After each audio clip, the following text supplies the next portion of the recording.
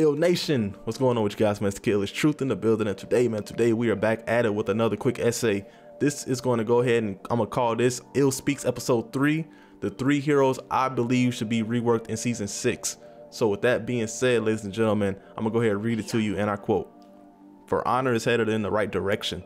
This season has proven to me that Ubisoft is in it for the long run and have invested their minds, hearts, and souls into this game.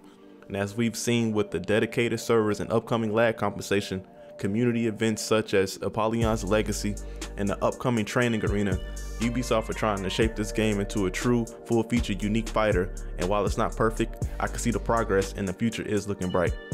And at the forefront of all of this is the hero reworks being implemented by the developers. And while new features such as new game modes or the training arena breathe new things to do in the game, the hero reworks give you new things to learn and to adapt to within the game. And while most look at hero reworks as a balancing act, I look at them as taking a one-dimensional hero and giving them new, or should I say a more defined purpose. And as season 5 has showed us, heroes with less than stellar kits can be given new abilities and attributes to allow them to stand out amongst the crowd and be considered a solid, well-balanced hero. So with all that being said, while Ubi did a great job with the three full feature reworks, with that being the Kensei, Conqueror, and Berserker, their job isn't done. As a matter of fact, they've only scratched the surface.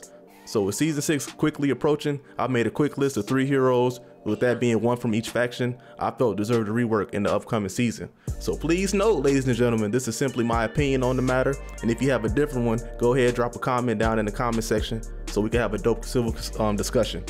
But with that being said, let's go ahead and get to it. So starting things off with the Samurai, I believe the Orochi should get a nice rework to his kit in season 6. And while I believe Shigoki is a very close second to receive a rework, the hyper armor and the trade ability of the Shigoki can be very well played and puts him a little higher on the tier list in my opinion. So with that being said, let's go ahead and talk about it real quick. With the current Orochi, you'll have a very tough time getting damage if your opponent plays very defensively.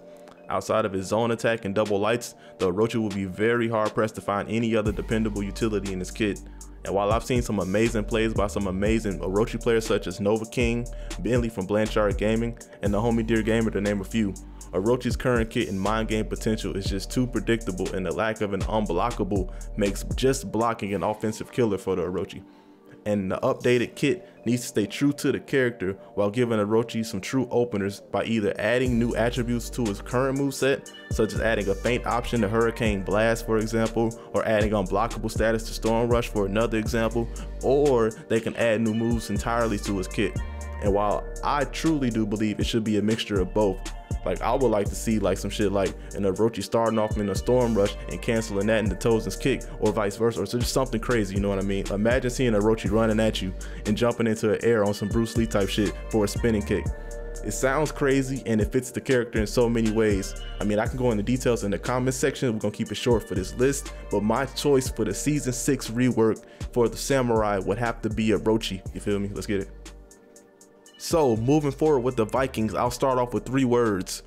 Feels Valk, man. It's a phrase that has become commonplace in the For Honor community. Heroes have received numerous buffs and nerfs throughout year 1, and the Valkyrie's been kinda just in her own cesspool of awkwardness awaiting any type of update ever since her season 1 buff. And while I believe the Valkyrie is a complete noob stomper, once you take her into a higher player skill tier, she quickly falls behind as a hero. But as with any other hero, you'll find some amazing Valkyrie players to take her to the next level, such as the homie Talon Dillard, you got Noah C when he isn't crushing it with Nabuchi, and the homie Archwizard CJ, just to name a few. I think that her kit has unfair flaws that were poked at in season 5, but nowhere near fully resolved. So for starters, her recovery in general needs a complete overhaul. I get that she's a heavy hybrid, but her recovery on a lot of moves is too high in general. And secondly, she needs a light, heavy combo chain. It's the basics of any feint game within this game, and the fact that she doesn't have one baffles me to say the least. I believe with an addition of a light heavy combo chain, she would be able to apply her sweep in a number of ways to keep the mind games flowing. And of course, a well needed damage buff would be the icing on the cake. But you Valkyrie mains, let me know what you believe needs to be added to her kit. All I know for sure is Valkyrie needs some love badly. Feels Valk, man. It feels bad. Now wrapping things up with the Knights, I believe the Warden deserves his rework in season 6. So to me, it was close between the Centurion and the Warden, but I went ahead and went with the Warden because the Centurion is a DLC hero, and I believe the OG Cash deserves their major reworks first. But I also kind of believe that the Centurion doesn't need a major rework, but he needs his numbers adjusted, as well as add some new dynamics to his kit, kind of like how they did with the Highlander and the Nobushi in season 5, but I digress. But as far as the Warden goes, I saved him for last because I felt that he is the face of For Honor. When you think of a knight, you think of medieval times, you think of something similar to the Warden. So it's important that his kit is up to snuff to rightfully represent this game in his position as the face of For Honor.